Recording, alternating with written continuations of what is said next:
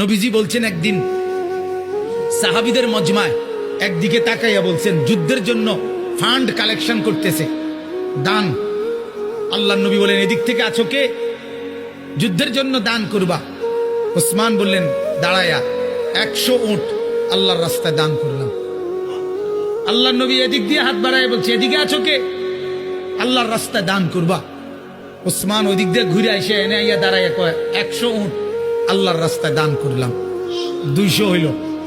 মাঝ বরাবর হাত দেখাইয়া নবী বলছে এদিকে কে আছো? আল্লাহর রাস্তায় যুদ্ধের জন্য দান করবা। ওসমান এখানে এসে বলছে আল্লাহর রাস্তায় আরো 100 উট আল্লাহর রাস্তায় দান করলাম। 300 হইল। ভাইয়া 6 বার নবীজি বলছে আর কে, আর কে, আর কে? 6 বারই ওসমান দাঁড়াইয়া দাঁড়াইয়া বলছে 100, 100, 100, 100, 100, 100, 600। কয়শো? 600 উট। এবার আল্লাহর নবী হাসি দিছে, হাসি দিছে। আর ওসমান দাঁড়াই আবার বলছে ইয়া রাসূলুল্লাহ 100 ঘোড়াও আল্লাহর রাস্তায় দান করলাম।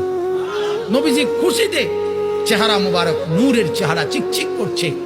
হযরত ওসমান বলছে ইয়া রাসূলুল্লাহ একটু অপেক্ষা করেন, আমার দান করা শেষ হয় নাই, আমি ঘরের থেকে একটু আইতে আছি। হযরত ওসমান ঘরে গেছেন, রুমাল বিছিয়ে দিয়া বিবিকে বললেন স্বর্ণ গহনা অলংকার যা আছে সব দাও। স্ত্রী বললেন কেন? বড় কোনো পার্টি, উনি ব্যবসায়ী ছিলেন তো, বড় কোনো মহাজন, বড় লেনদেন মানে বড় পুঁজি খাটাইতেছেন নাকি?